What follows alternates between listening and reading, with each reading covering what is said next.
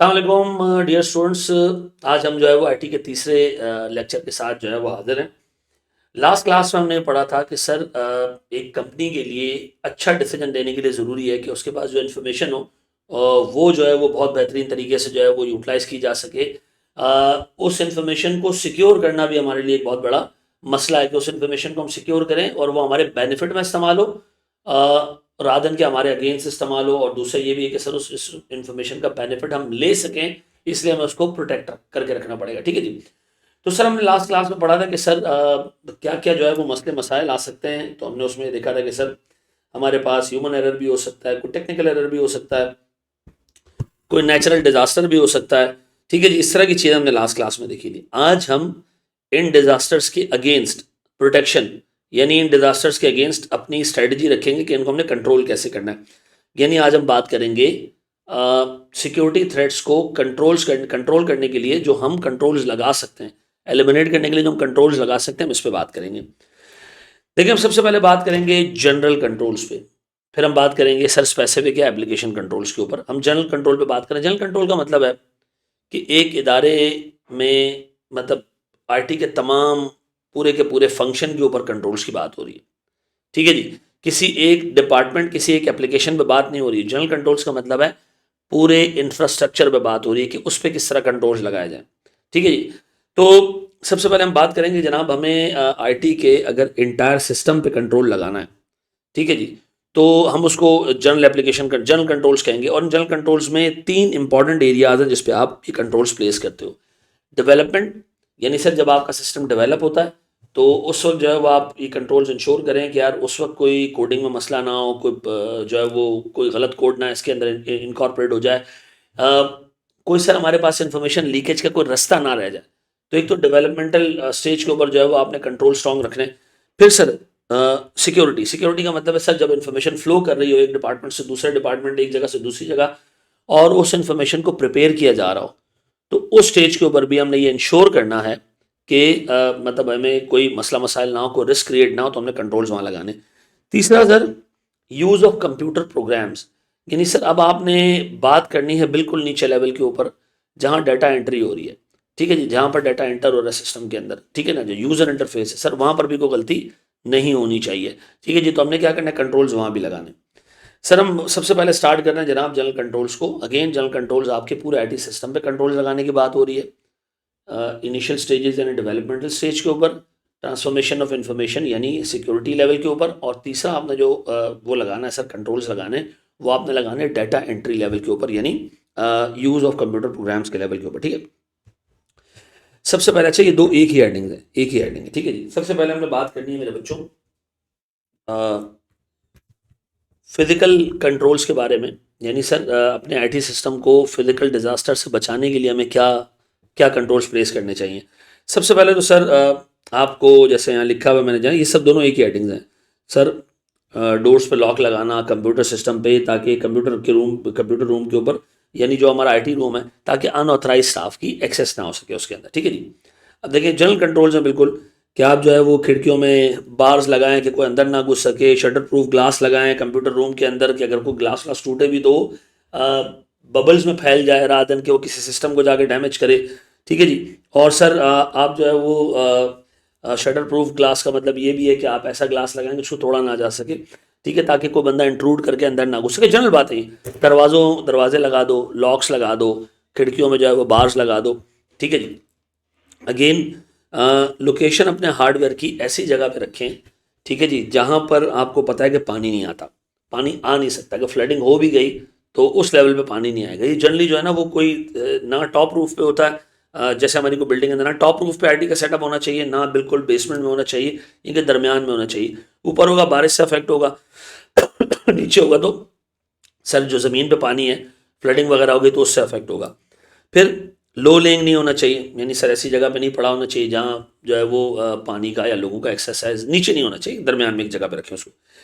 फिर केबल्स को प्रोटेक्ट करने के लिए जो है वो आप प्रॉपर उसकी जो है वो कोटिंग, वो उसके जो है वो लेयर्स उसके ऊपर लगवाएं। ठीक है जी, ताकि वो फायर से और फ्लड से बच सकें। कि देखो ये चीज़ें बेसिक जहन में रखनी। दरवाज़ों पे लॉक होने चाहिए, खिड़कियों में जो है वो डंडे होने चाहिए, ग्लास होना चाहिए सर, इंट्रूड ना हो, कोई बंदा अंदर ना आ सके। ठीक है जी। जो आईटी सिस्टम है वो ना छत पे हो ना बेसमेंट में हो, ऐसी जगह पे हो सर जहाँ ना फ्लडिंग हो सके ना बारिश का पानी उसको अफेक्ट करे। केबल जो है वो आपकी प्रॉपर्ली प्रोटेक्टेड होनी चाहिए।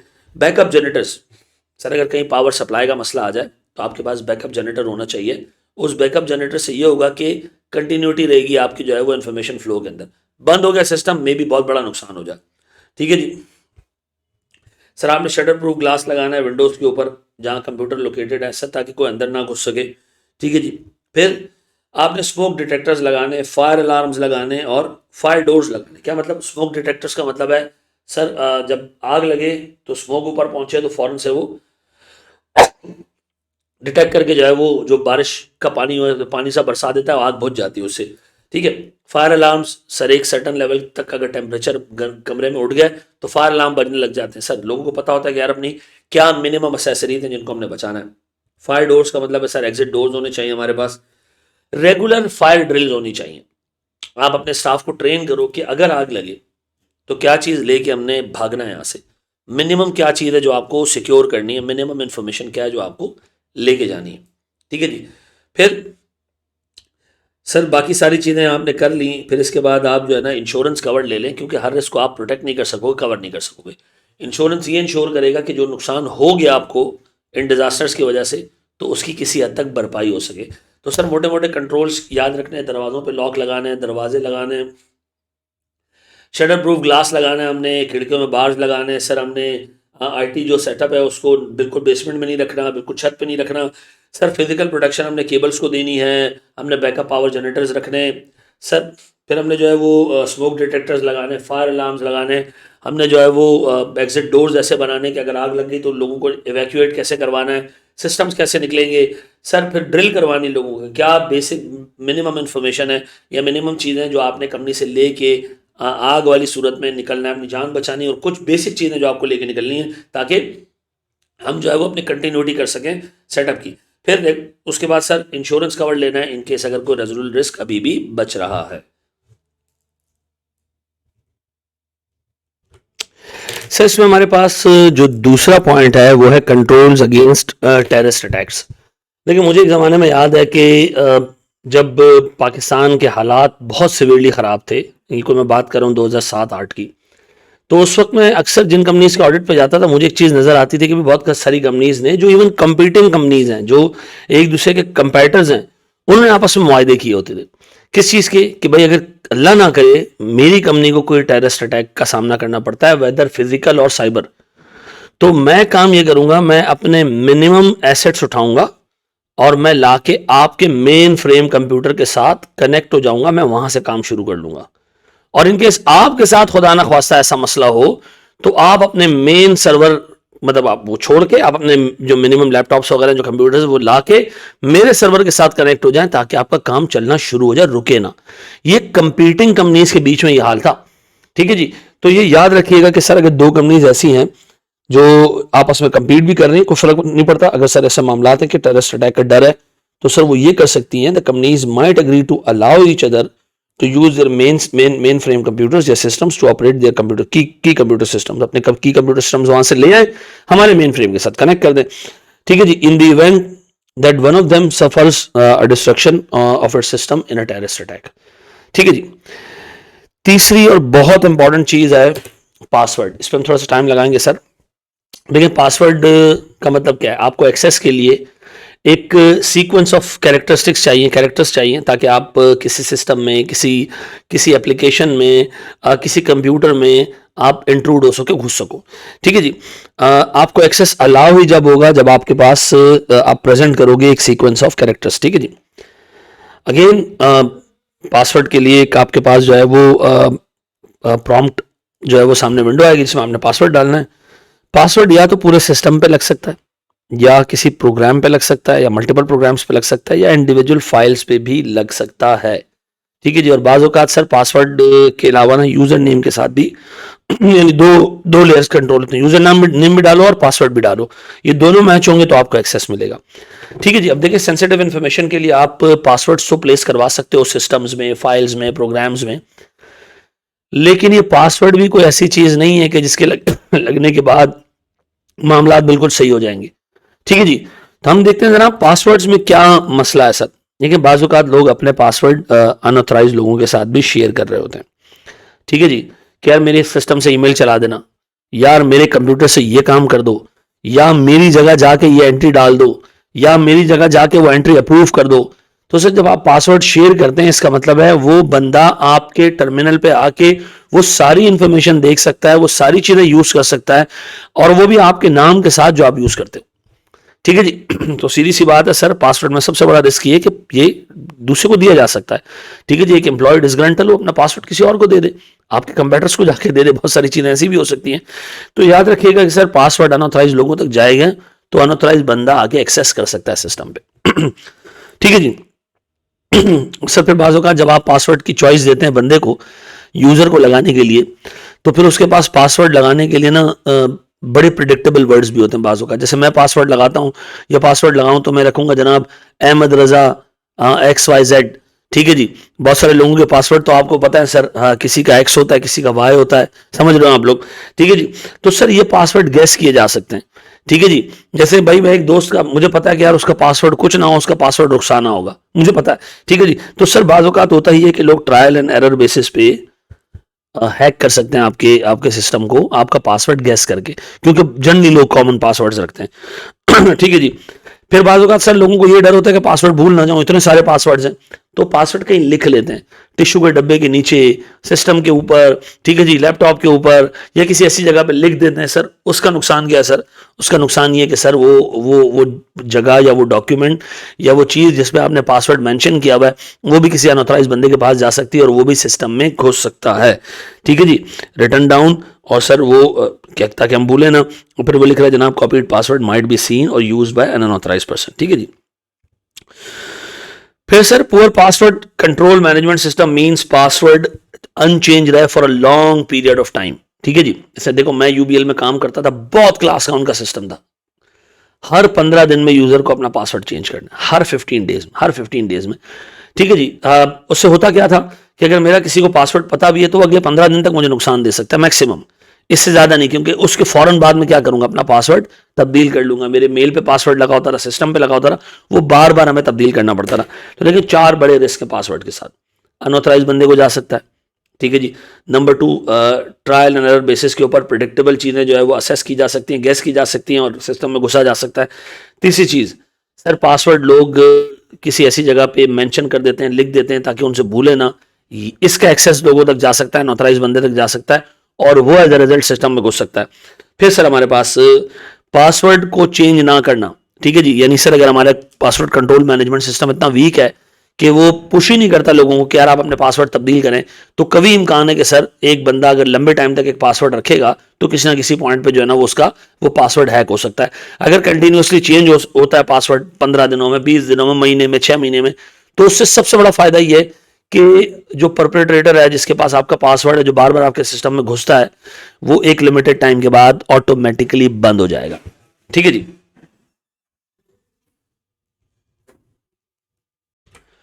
अच्छा जी, एक अच्छे पासवर्ड जो सिस्टम है ना, उसमें क्या क्या कैरेक्टरिस्टिक्स होने चाहिए, पासवर्ड्स पे क्या कंट्रोल होने चाहिए। देखिए सबसे पहले तो आप एम्प्लॉयज़ को या जो भी आपका जो है वो ऑपरेटर है सिस्टम का, उसको कंटिन्यूसली रिमाइंड करवाएं कि उसने पासवर्ड को तब्दील करना है, तब्दील करना है, तब्दील करना है, जल्दी तब्दील करना है। फिर आप एक पॉलिसी बना दें कि जी 1 महीने में आपने पासवर्ड चेंज करना है, ठीक है जी। एक तो रिमाइंड कराएं लोगों को और दूसरा रेगुलरली पासवर्ड चेंज कराएं। तीसरी चीज़ ये है कि पासवर्ड की जो कॉम्पोजिशन है ना, उसको आप डिज़ाइन कर लें ऐसा कि उसको आसानी से गैस ना किया जा सके। जैसे आप लोगों से ये कह सकते हैं कि जी पासवर्ड में जो है वो अल्फ़ा न्यूमेरिक्स होने चाहिए और स्पेशल कैरेक्टर्स होने चाहिए, ठीक है, जैसे ए से लेके जेड तक, 1 से लेके 0 से लेके 9 तक, और स्टैरिक हैश, डॉलर का साइन, और ये सारी चीज़ें एक मिक्स बनवाएं पासवर्ड का, ठीक है जी, ताकि उसको आसानी से गैस ना किया जा सके। फिर कॉमन नाम यूज़ करना अलाउड नहीं है, ABC, अहमद रजा, ARTT, ठीक है जी, तारिक तुनियो, जो नाम कॉमन नाम है उसके पासवर्ड नहीं बनने चाहिए, ठीक है ना। तीसरी चीज सर, पासवर्ड के लिए कुछ मिनिमम लेटर्स और डिजिट्स, लेटर्स और डिजिट्स इसकी लिमिट असाइन करवा दे, लेटर्स और डिजिट इसकी लिमिट असाइन करवा दें, ठीक है जी। अब लेटर और डिजिट का मतलब ये है कि जी 5 अल्फा वो होने चाहिए, अल्फाबेट्स होने चाहिए, 3 जो है वो न्यूमेरिक होने चाहिए। तो ये 3 कैरेक्टरिस्टिक्स आपने याद रखनी है। एक तो मिनिमम नंबर ऑफ लेटर्स और डिजिट्स, नंबर 2 कैरेक्टर्स जो मिक्स है वो होना चाहिए, और तीसरी चीज सर कॉमन नेम्स नहीं होने चाहिए। फिर आप एक कल्चर डेवलप करें सर, जहां हर एम्प्लॉय को पता हो कि उसकी गलती की क्या कॉस्ट है। ठीक है जी, अगर अगर अगर अगर सिस्टम में कोई मसला हुआ तो क्या हो सकता है, थ्रेट्स क्या है सिस्टम को, और हमारी ड्यूटी क्या है उसको प्रोटेक्ट करने की, थ्रेट्स और ड्यूटीज।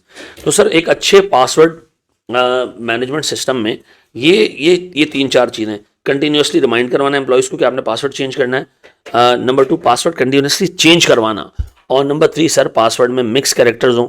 ठीक है जी, minimum number of alphanumeric जो है वो कि इतने अल्फ़ा होने चाहिए, इतने नुमेरिक होने चाहिए, अल्फ़ाबेट्स और नुमेरिक, और कॉमन नाम इस्तेमाल नहीं होने चाहिए। और फिर सर हमारे पास सिक्योरिटी का जो वो है मतलब नॉलेज है, या हमारा जो कल्चर है, उसमें ऐसा ऐसा हिसाब किताब हो कि हमारे एम्प्लॉय को पता हो कि जी सिस्टम को क्या क्या थ्रेट्स हो सकते हैं और उसकी ड्यूटी क्या है इन थ्रेट से सिस्टम को प्रोटेक्ट करने की। ठीक है जी, थैंक यू वेरी मच। अच्छा जी सर, फिर हमारे पास एक और कंट्रोल आता है इंक्रिप्शन का। इंक्रिप्शन का मतलब क्या है सर? इंक्रिप्शन का मतलब ये कि डाटा जब दो पॉइंट्स के बीच में ट्रांसफर हो रहा होता है तो सर एक रिस्क है कि दरमियान में ये इंटरप्ट ना हो जाए, दरमियान में इसको इंटरसेप्ट करके ये इंफॉर्मेशन लीक ना हो जाए, मिस यूज ना हो जाए, अनऑथराइज एक्सेस जो है वो इस इन दो पॉइंट्स के बीच में कहीं ना हो जाए। तो क्या किया जाता है कि सर जो सेंडर होता है उसके सिस्टम में एक इनक्रिप्शन सॉफ्टवेयर होता है। ठीक है जी, वो करता क्या, डाटा को इनक्रिप्ट कर देता है एक इनक्रिप्शन की से।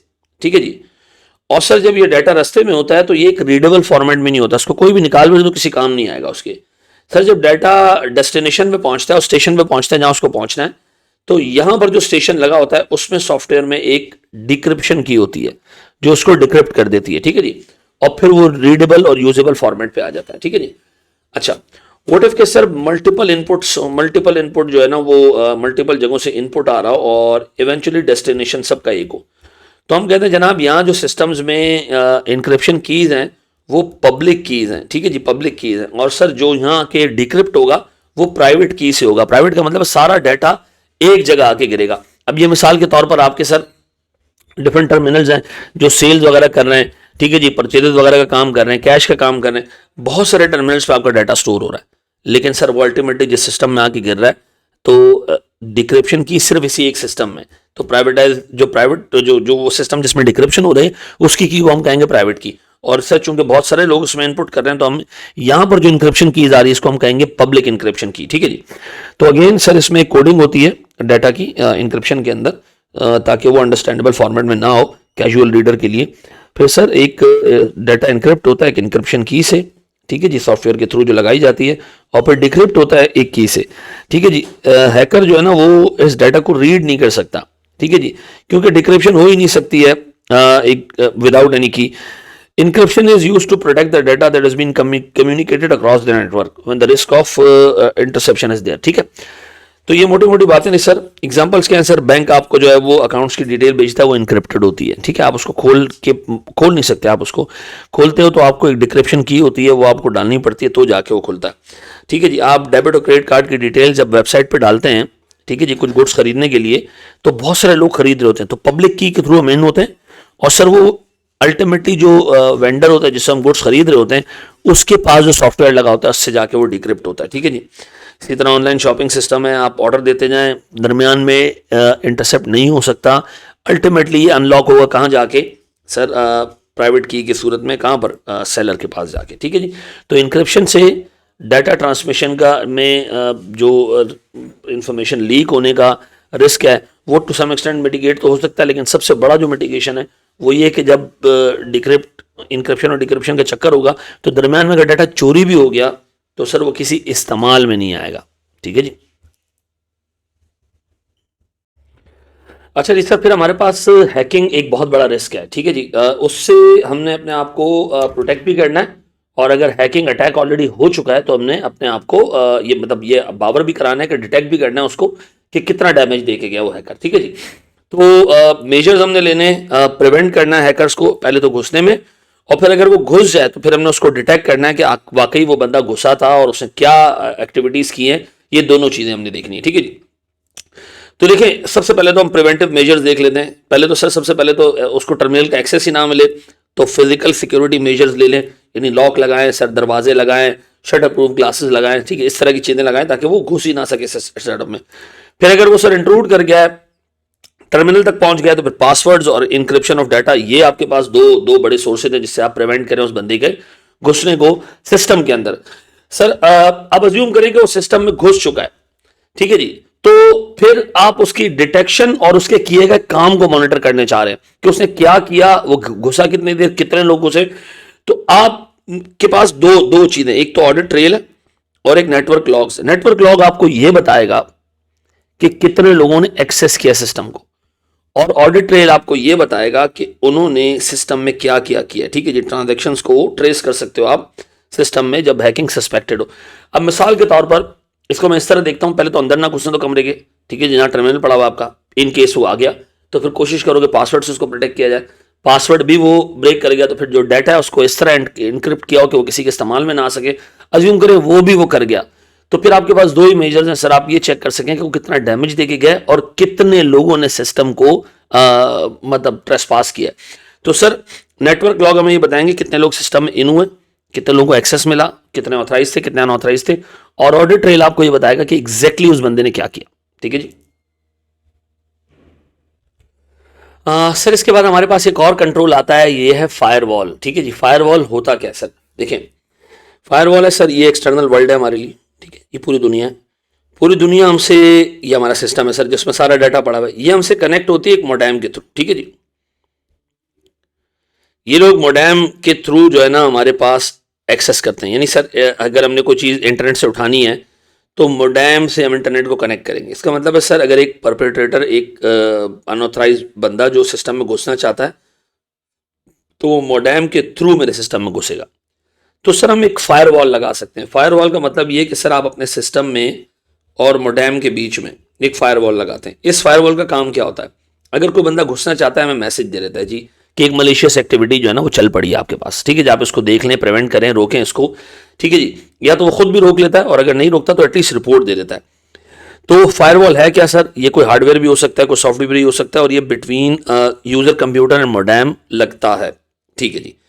इसका पर्पस क्या है सर, ये डिटेक्ट करेगा और प्रिवेंट करेगा। पहले तो प्रिवेंट करेगा, प्रिवेंट करने के बाद अगर प्रिवेंट नहीं होता तो सर ये डिटेक्ट करेगा, बताएगा कि किसी ने एक्सेस किया है या नहीं किया है। इंटरनेट भी, इंट्रानेट, इंटरनेट ही मतलब हमने एक इंटरनल जो है ना वो एक सेटअप बनाया हुआ है, ठीक है जी। हमारी कंपनी के बहुत सारे कंप्यूटर्स आपस में कनेक्टेड हैं, हम अपने पेरेंट कंपनी के साथ कनेक्टेड हैं, डाटा इन्फॉर्मेशन यहाँ वहाँ भेजी जाती है थ्रू इंट्रानेट। इंट्रानेट का मतलब है एक छोटा इंटरनेट जो आपने कंपनी या कंपनी ग्रुप कंपनीज के अंदर बनाया हुआ, ठीक है, ये बाहर वालों के लिए नहीं, इंटरनेट है, ठीक है। जैसे केपीएमजी का इंटरनेट है, केपीएमजी इंटरनेशनल ने इंटरनेट दिया हुआ है, सारे केपीएमजी के नेटवर्क फर्म्स उसके ऊपर कनेक्टेड हैं। तो अगर कोई इन्फॉर्मेशन लेनी होती है तो वो इंटरनेट के थ्रू लेते हैं, ठीक है जी। अगेन इंटरनेट हो या इंटरनेट हो सर, एक्सेस वो मॉडेम के थ्रू जो है वो मॉडेम के थ्रू ही घुसेगा सर वो सिस्टम में। तो अगर हम फायरवॉल लगाते हैं तो वो प्रिवेंट हो सकता है। अच्छा जी, फायरवॉल करेगा क्या, कोई भी सस्पिशियस मैसेज है यानी सस्पिशियस एक्टिविटी है तो एक तो उसको ब्लॉक करेगा, ठीक है जी, प्रिवेंट करेगा उसको एंटर होने में, ठीक है जी। फिर वो ऑन स्क्रीन रिपोर्ट देगा कि भाई एक बंदा घुसना चाह रहा है और हमने उसको ब्लॉक कर दिया है, ठीक है, क्वारंटाइन कर दिया उसको, हैकिंग टूल हमने रोक दिया है, ठीक है जी।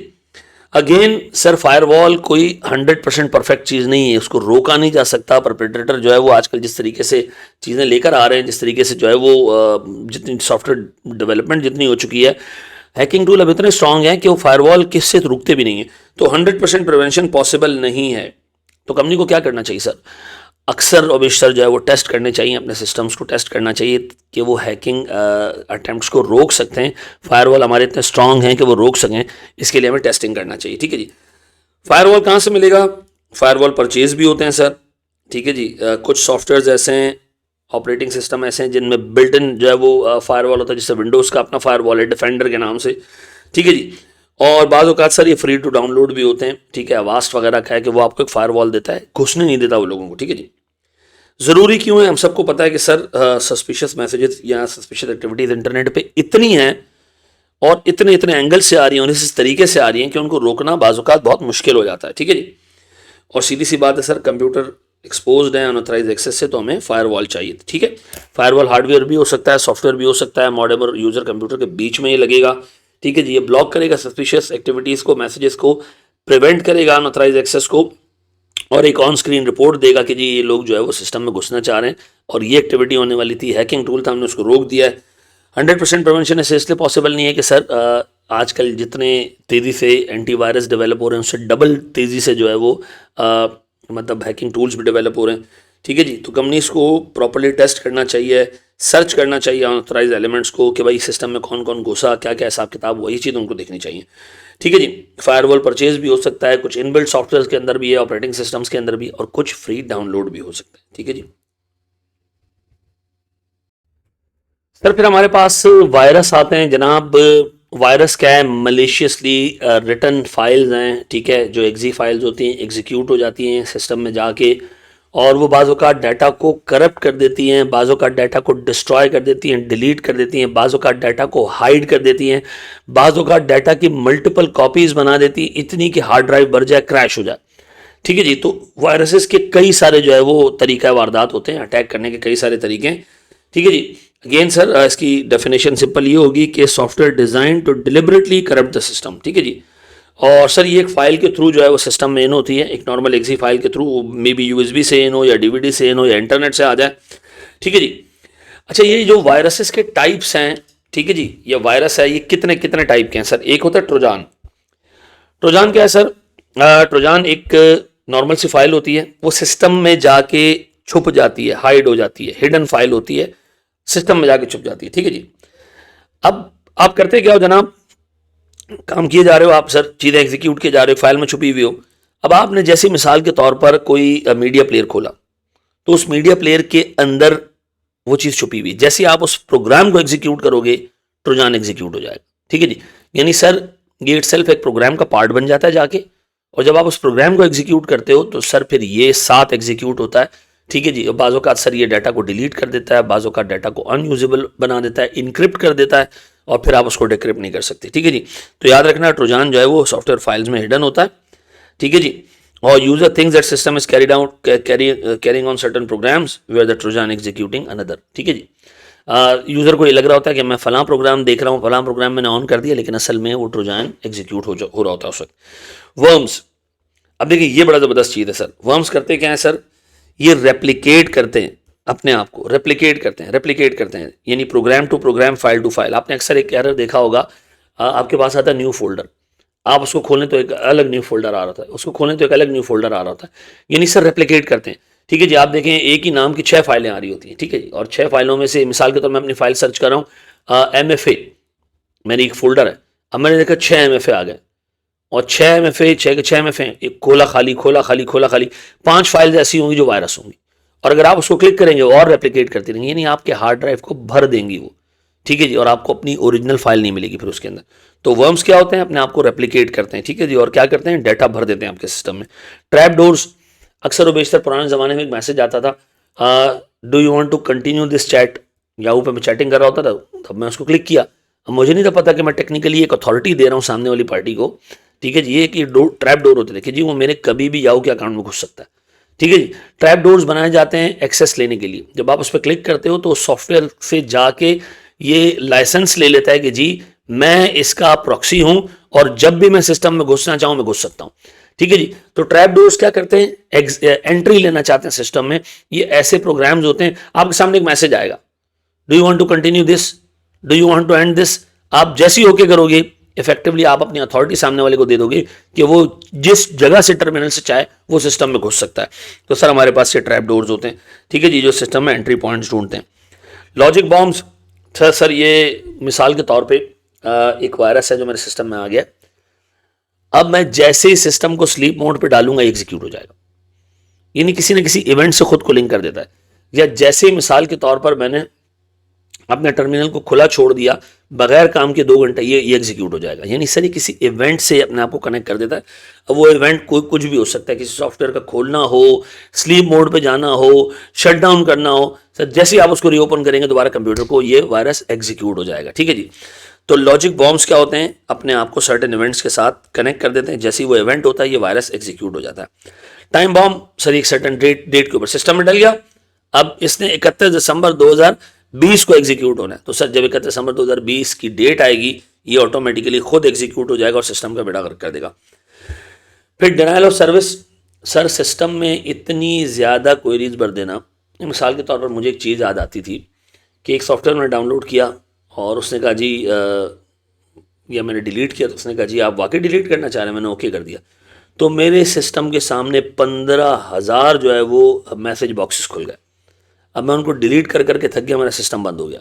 मैंने रीस्टार्ट किया तब भी याद है। डिनाइल ऑफ सर्विस ये करता है कि ओवरलोड कर देता है चीज़ों को आपके लैपटॉप पे, आपके कंप्यूटर पे, जिससे और क्वेरीज होती हैं बंद करूँ खोलूँ, बंद करूँ खोलूँ, बंद करूँ खोलूँ, आप उसको काटे जा रहे हो और आपका सर बेड़ा गर्क हो गया। आपकी वेबसाइट पे इतनी फेक क्वेरीज डाल देता है वो कि आपकी वेबसाइट का रिस्पॉन्स टाइम सिग्निफिकेंटली रिड्यूस हो जाता है। जो जेन्युइन कस्टमर होता है उसको वेट करना होता है। तो याद रहेगा सर, ट्रोजान हिडन फाइलों में होता है, फाइल हिडन बन के जाती है, आप एक चीज़ एग्जीक्यूट करते हो, ये एग्जीक्यूट हो जाता है और सिस्टम का बेड़ा गर्क कर देता है। वर्म्स ये अपने आप को रेप्लिकेट करते हैं, मेलिशियस फाइल्स होती हैं रेप्लिकेट करती हैं, रुकती नहीं, एक फाइल नहीं है, एक फाइल से फाइल बनती जाएगी, फैलता जाएगा आपके लैपटॉप कंप्यूटर में। ट्रैप डोर्स सर ये आपसे 2 नंबर तरीके से एंट्री मांगेगा सिस्टम में किसी ना किसी मैसेज के थ्रू और फिर अंदर घुसता जाएगा और आपकी सारी अथॉरिटी सिस्टम की ले लेगा। लॉजिक बॉम्ब्स सर आप अपने कंप्यूटर में इस तरह के भी वायरसेस देखते हैं जो किसी स्पेसिफिक इवेंट के साथ कनेक्टेड होते हैं।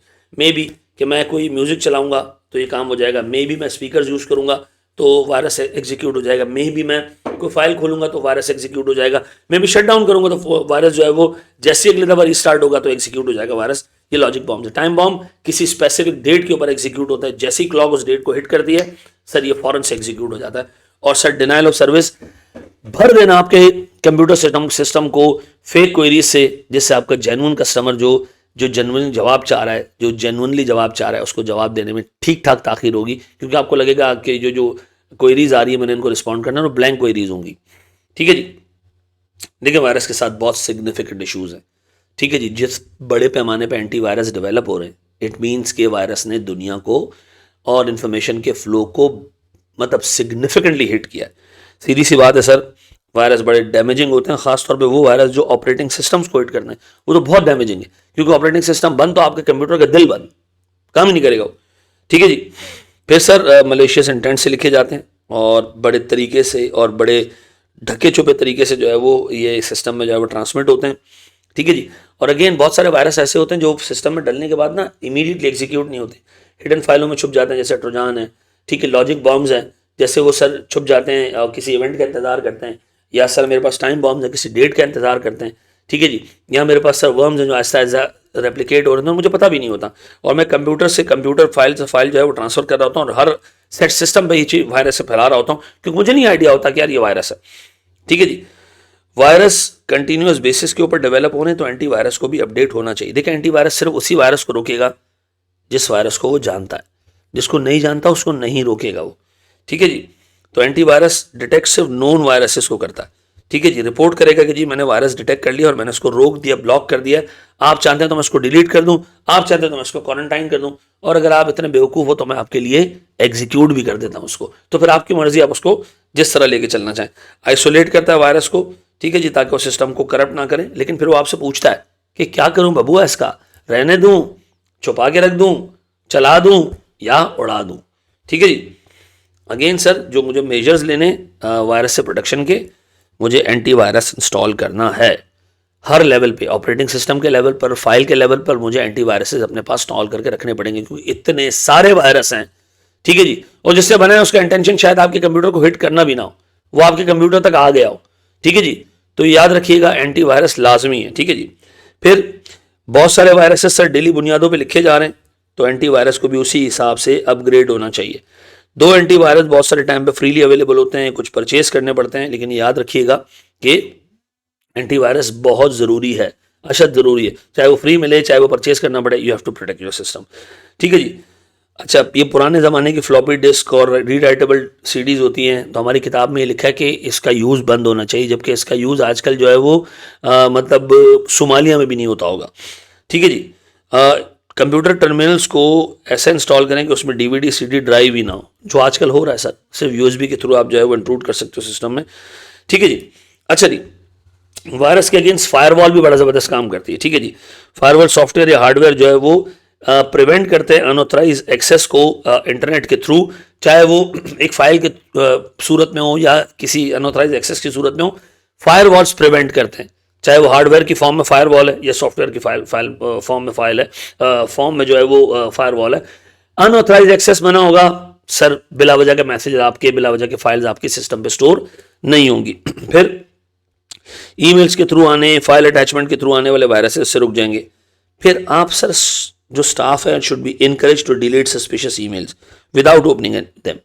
एक अननोन ईमेल आई है, वैसे तो सिस्टम स्पैम कर देता है, उनके अंदर फायरवॉल लगा होता है, लेकिन अगर ना हो तो अल्लाह के वास्ते आप ये ईमेल ना खोलें। आपने 1 करोड़ रुपए की लॉटरी जीत ली है, ना खोलें।